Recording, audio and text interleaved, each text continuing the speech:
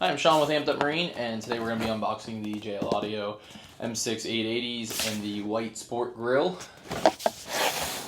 This speaker is offered in gunmetal titanium sport grill, as well as a classic grill with a black tweeter or a white tweeter mesh.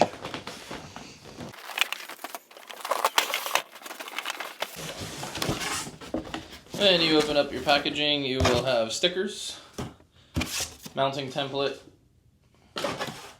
manual, and a warranty card.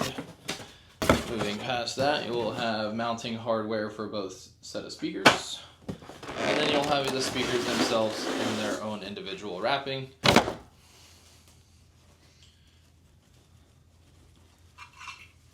me move these out of the way as they were taking up the whole frame.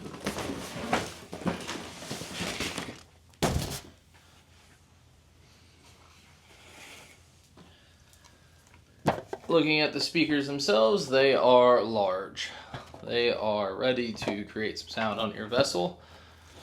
Again, this is the white sport grill variant. You can remove the grill, paint it if you would like, match your boat's theme. You have a large 1¼ inch tweeter. You have a very large 5-inch mounting depth.